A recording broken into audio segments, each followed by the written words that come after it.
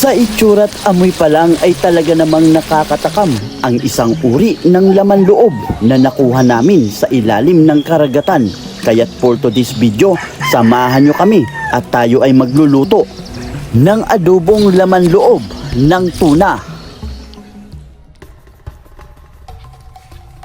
Mula sa karagatan dinala sa kagubatan ang isang uri ng laman loob upang maging laman ng tiyan. Kamusta mga ka-adventure? Sa bidyong ito ay samahan nyo kami at tayo ay magluluto ng adobong laman loob ng tuna.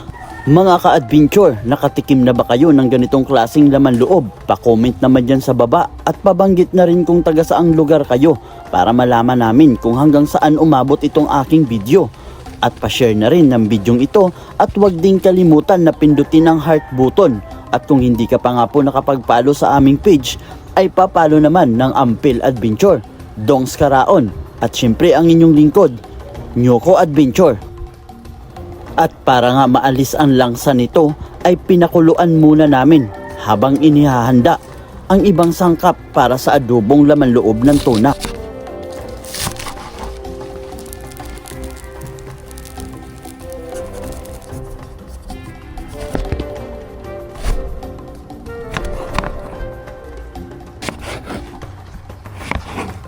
At matapos nga ang halos 30 minuto na pagpapakulo, ating hinango ang laman loob upang hiwain ng sakto lang sa isang kagat para sa isa na namang kakaibang pagluluto. At matapos nga nating hiwain ang ating laman loob ay nagisa na tayo ng sibuyas at bawang at nilagyan din natin ito ng gulay na gundol para mas kakaiba ang ating adobong laman loob ng tuna. Nilagyan din natin ng konting toyo para manuot ang lasa at nilagay na rin natin ang ating laman loob ng tuna. Pinaghalo-halo para makuha ang tamang timpla. Kayo mga ka-adventure, na-try nyo na rin bang magluto ng laman loob na tuna na may halong gundol? Pa-comment naman dyan sa baba at pabanggit na rin kung taga saang probinsya kayo. At huwag din kalimutan pindutin ang heart button at i-share ang bidyong ito ng marami pang matakam sa aming mga niluluto. At kung hindi ka pa nga po nakapag-follow, ay papalo naman ng aming page na Ampil Adventure, Dongs Karaon at Nyoko Adventure.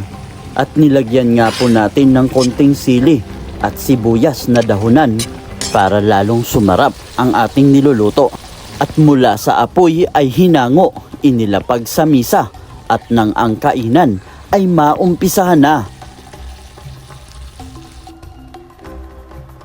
At kung nagustuhan nyo nga po mga ka-adventure itong aming video, ay huwag kalimutang pindutin ang heart button at i-share ang bidyong ito para mas lalo pang marami ang makapanood at matakam sa aming mga video. At huwag din kalimutan na i-follow ang aming page na Ampil Adventure, Dongs Karaon at Nyoko Adventure.